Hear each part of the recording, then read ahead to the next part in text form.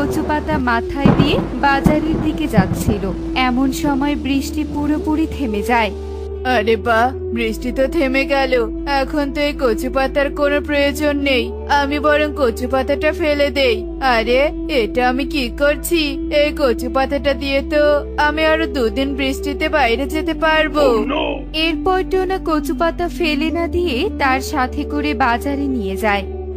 এই মাছ নিয়ে যাও, মাছ, টাটকা টাটকা বড় বড় মাছ। এই মাছ নিয়ে যাও, মাছ। কালু দাদা, তোমার দোকানের মাছ কত করে গো? তাড়াতাড়ি বলো, আমি 1 কেজি মাছ নিব। টোনা, মাছের দাম বেশি না, মাত্র 500 টাকা কেজি। কি, 500 টাকা?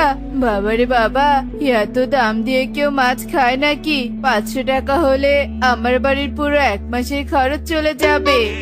আমি জানতাম টোনা এই কথাটাই বলবে।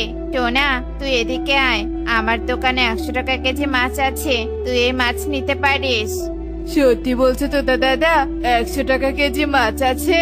তাহলে এত দেরি করছো কেন? আমাকে 1 কেজি মাছ এক্ষুনি দাও। আরে টোনা, শোন আমার কথা। তোতার মাছ তো পচা, আমার থেকেই তুই মাছ নে, একদম টাটকা মাছ পাবি। কালু দাদা, আমার টাটকা মাছ চাই না, আমার কম দামি মাছ চাই, বুঝেছো? তোমার মাছ আমার লাগবে না। এই টোনা এত কিপটে, এত ভালো মাছ রেখে কিনা তো তার পচা মাছ কিনে নিয়ে যাচ্ছে। যাক বাবা, ওই টোনা যা ইচ্ছে করুক, আমি আমার দোকানের মাছ বিক্রি করি। এই মাছ নিয়ে যাও, মাছ, টাটকা টাটকা মাছ।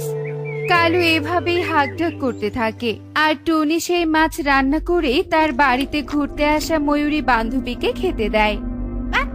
টুনি, তুই আমাকে সব কি খেতে দিয়েছিস? ছি ছি ছি ছি ছি, এই খাবার তো মুখে তুলে যাচ্ছে না। টুনি, এভাবে পচা মাছ খাইয়ে অপমান তুই নাও করতে পারছিস আমাকে। আগে বলতি আমাকে খাওয়াতে পারবি না, তাহলে আমি না খেয়ে চলে যেতাম। ছি ছি ছি ছি ছি ছি। ময়ূরী, শোন আমার কথা। আমি তো তোকে ভালো খাবারই খেতে দিয়েছি। ময়ূরী আমাকে এত কথা শোনালো, দেখি তো খাবারগুলো টেস্ট করে। ছি, এই মাছে তো অনেক দুর্গন্ধ। তাহলে কি টোনা সস্তায় পচা মাছ নিয়ে এসেছে? এই টোনাকে নিয়ে আর পারি না। বাড়িতে আত্মীয় দেখেও কি ওর কিপটামো গেল না? এখন আমি আমার বান্ধবীকে মুখ দেখাবো কি করে? টনি এভাবেই কান্না করতে থাকে। আসলে টোনা ছিল অনেক কিপটে, সবকিছুতে কিপটেমো না করলে টোনার যেন দিনই যেত না। এদিকে বর্ষাকাল চলে এসেছে, টোনাদের বাড়িটাও অনেক পুরনো হয়ে গেছে। টোনা, আমাদের বাড়িটা তো অনেক পুরনো হয়ে গেছে। টুকিকে ঘরে নিয়ে থাকতে আমার ভীষণ ভয় করে, যে কোনো সময় ঘরটা ভেঙে আমাদের মাথায় পড়তে পারে। আরে টনি, এত ভয় কিসের? কিছু হবে না, এটা আমার বাপ দাদার ঘর, অনেক মজবুত করে তৈরি করেছে, বুঝেছো? নিশ্চিন্তায় তুমি এখানে থাকতে পারো। যাকে, তুমি তাড়াতাড়ি রান্না করে রেখো, আমি কাজে যাচ্ছি। এ কথা বলে টোনা কাজে চলে যায়। কেন যে এই টোনাকে বিয়ে করেছিলাম? একটা ফকিরকে বিয়ে করে নুন ভাত খেয়ে বুঝি শান্তি পাওয়া যাবে? তবু এরকম কিপটার ঘরে কোনো শান্তি পাওয়া যাবে না। টোনার কিপটেমোর কারণে টুনির অনেক মন খারাপ হয়। টুনি টোনাকে বিয়ে করার পর থেকে নিজের ভাগ্যকে সব সময় দোষারোপ করত, কেননা এসব কিপটেমো তার একদম ভালো লাগতো না। এভাবেই কেটে যায় অনেক দিন। সুখী, আমরা ভেবেছি বনের সবাই পিকনিকে যাব, আর জন প্রতি 500 টাকা করে নিব। ঘোরাফেরা খাওয়া দাওয়া 500 টাকাতে অনেক সুন্দরভাবে হবে। ইস, পিকনিকে যাব, আমার ভাবতে অনেক ভালো লাগছে। কি, 500 টাকা? টোনার কাছে টাকা চাইলে তো আমাদের 1 টাকাও দিবে না। অন্যের মতো তো আমার ভাগ্য নয় যে চাইলে পিকনিকে যেতে পারবো। টনি এসব ভাবছিল আর আনমনে কলসে পানি নিয়ে হাঁটছিল। হঠাৎ টুনির হাত থেকে কলসটা পড়ে গিয়ে ভেঙে যায়। সর্বনাশ! টুনি, এটা তুই কি করলি? টোনা যা কিপটা, নিশ্চয়ই কলস নিয়ে তোকে অনেক কথা শোনাবে। যাই হোক বাবা, অনেক ভাগ্য করে কালুর মতো একটা স্বামী পেয়েছি, যখন যা চাই তাই আমাকে এনে দেয়। কিছু নষ্ট করলে বকা দেয়া তো দূরের কথা, আরো 3 ডাবল জিনিস এনে দেয়। কাকুলের এমন কথা শুনে টুনির আরো বেশি খারাপ লাগতে শুরু করে, আর তারপর টুনি কাঁদতে কাঁদতে সেখান থেকে চলে যায়। সুখী, কাটা ঘায়ে নুন ছিটা দিতে কি যে ভালো লাগে। টুনি এবার আচ্ছা জব্দ হয়েছে। টোনা কিপটা বলে টুনি কোথাও কোনো দাম পেত না। সবাই তাকে যাতা বলে কথা শোনাতো, আর টুনিও এসবে ভীষণ কষ্ট পেত। একদিন কি মা, বাইরে তো অনেক বৃষ্টি হচ্ছে। এই বৃষ্টিতে তাহলে আমি স্কুলে যাব কি করে মা? মারি, তুই চিন্তা করিস না, আমার কাছে কিছু টাকা আছে। সেই টাকা দিয়ে আজ তোকে আমি ছাতা কিনে দিব। আমাদের শুধু কষ্ট করে কচু পাতা মাথায় দিয়ে ছাতার দোকানে একটু যেতে হবে। আচ্ছা ঠিক আছে মা, যাও তাহলে, তুমি টাকা নিয়ে এসো। এরপর টুনি ঘরে চলে যায় টাকা নিতে। আর যখনই টুনি টাকা হাতে নেয় তখনই টোনা টুনির হাত থেকে পুরো টাকাটা কেড়ে নেয়। এ কি টুনি, এতগুলো টাকা তুমি কি করবে? টোনা, ছাতার অভাবে মেয়েটা স্কুল যেতে পারছে না, তাই ভাবছি এই টাকা দিয়ে মেয়েটাকে একটা ছাতা কিনে দিব। তুমি টাকাটা দিয়ে দাও টোনা। কি, এতগুলো টাকা দিয়ে তুমি ওই সামান্য ছাতা কিনবে? তোমার কি মাথা খারাপ হয়ে গেছে নাকি টুনি? মেয়েকে বলো কচু পাতা মাথায় দিয়ে স্কুলে যেতে। টোনা, মাথা আমার খারাপ হয়নি, তোমার হয়েছে। আর এই টাকাটা আমার, বুঝেছো? আমি আমার মেয়েকে ছাতা কিনে দিবই দিব।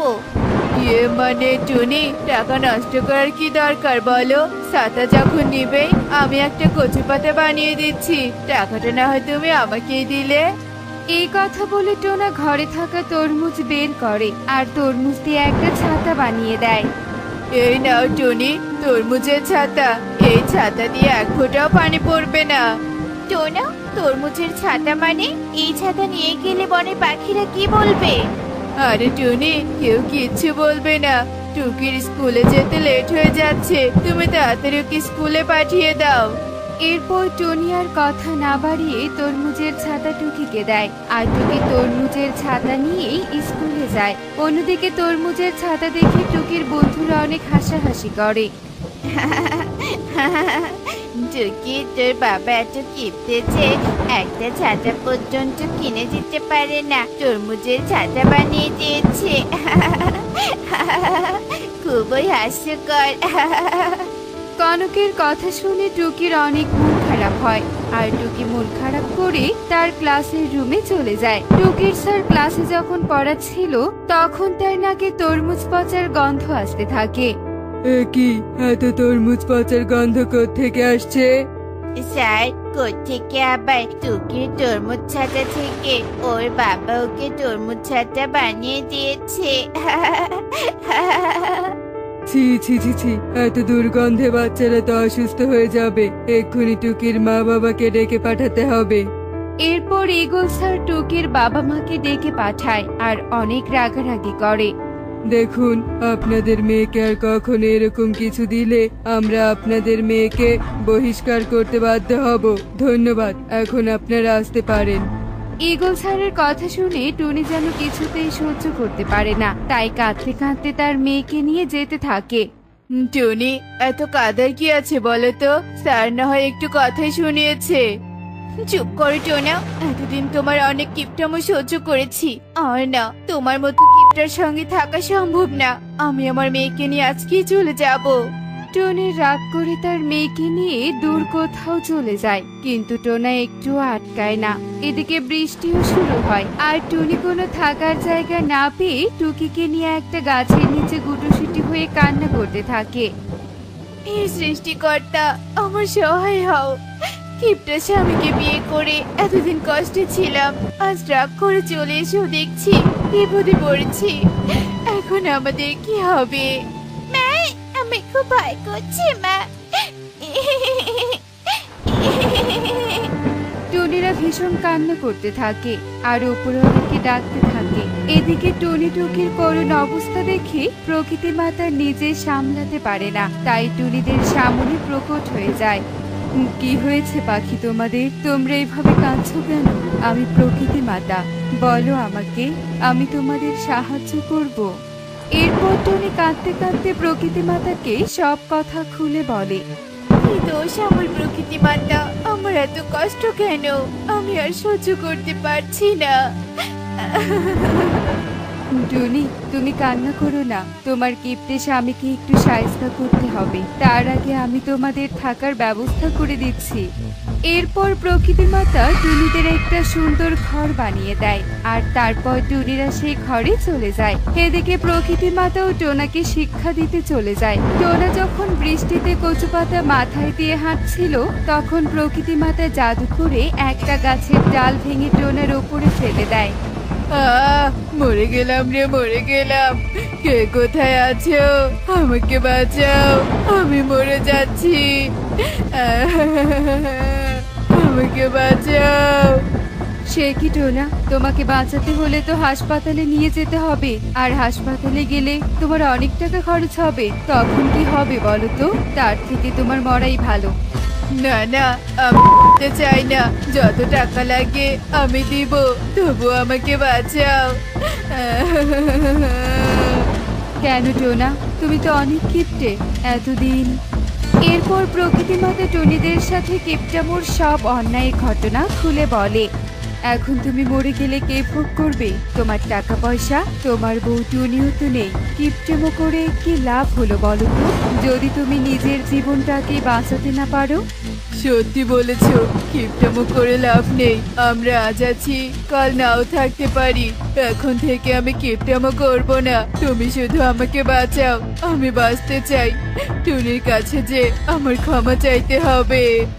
এরপর প্রকৃতি মাতা জাদু করে টোনার উপর থেকে ডাল সরিয়ে ফেলে আর টোনাকে পুরো সুস্থ করে দেয়।